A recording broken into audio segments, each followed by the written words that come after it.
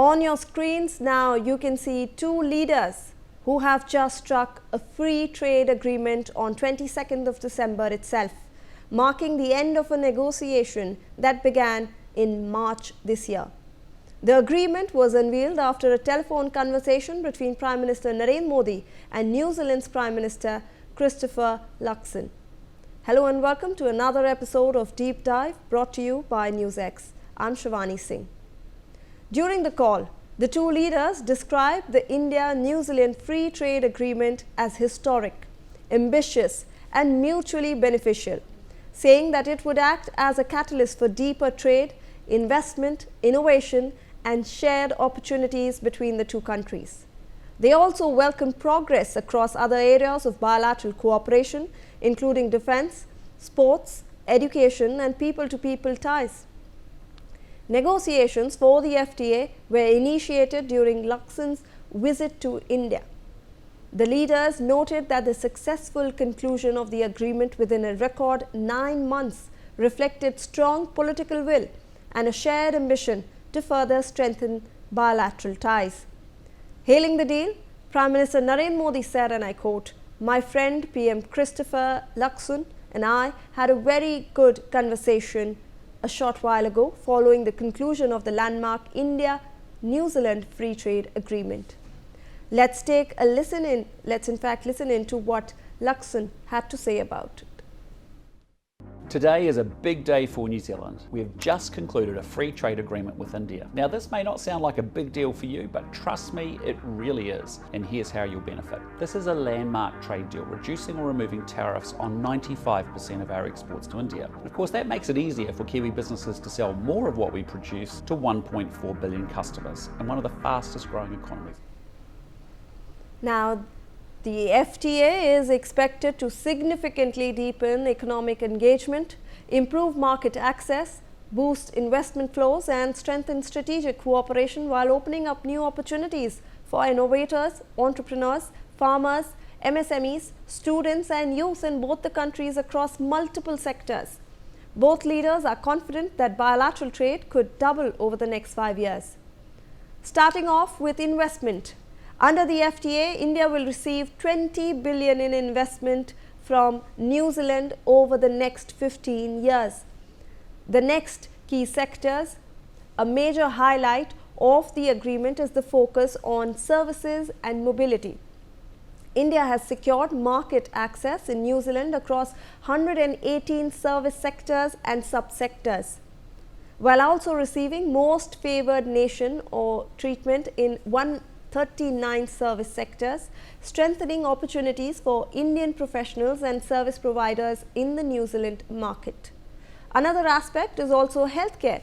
An annex on health and traditional medicinal services has also been included to facilitate trade in health-related and traditional medicine services, marking the first time New Zealand has signed such an annex with any other country.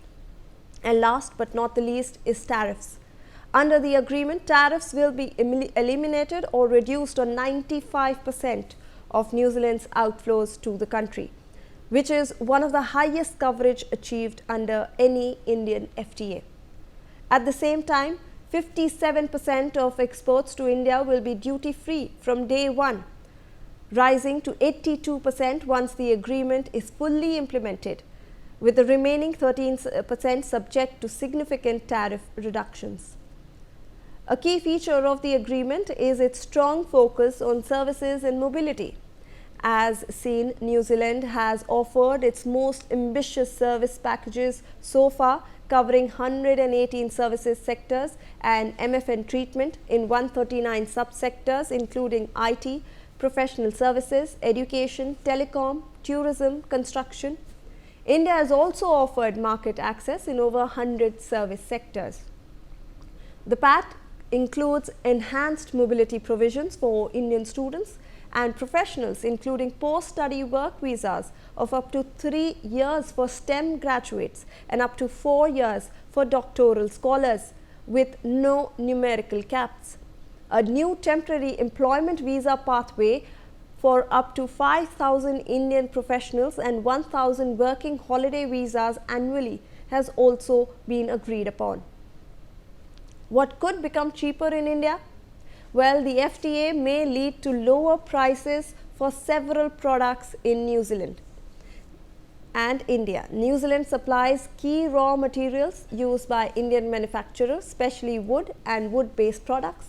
Large quantities of logs, sawn timber and wood pulp are imported for furniture, paper and infrastructure projects. Reduced import duties could lower production costs and make furniture and related products more affordable. New Zealand is also known for high-quality agricultural products. Fruits such as kiwi and apples are popular among Indian consumers, and lower duties could make them cheaper. The country supplies premium raw wool used in India's carpet and woolen textile industries. In addition, Indian heavy industries import cooking coal and metal scrap from New Zealand, which may become more cost-effective under the FTA. For Indian exporters, the agreement is a major boost. New Zealand will provide zero-duty market access for 100% of Indian imports. This will enhance India's competitiveness in textiles, leather, gems and jewelry, engineering goods and also automobiles. Benefits for professionals and farmers. The agreement also supports mobility and skill exchange. It includes temporary employment visas for 5,000 professionals and work and holiday visas for 1,000 young Indians. New Zealand will also help set up centers of excellence in India for apples, kiwi fruit and honey, benefiting Indian farmers. India and New Zealand's total two-way trade was about US $1.75 billion in 2023-24.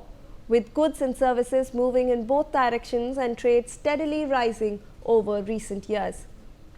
In 2024, India recorded a trade surplus of roughly $85 million with New Zealand, marking growth in Indian exports over imports.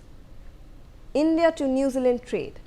Now, India exported around $617 million worth of goods to New Zealand in 2024, including mineral fuels, pharmaceuticals and machinery.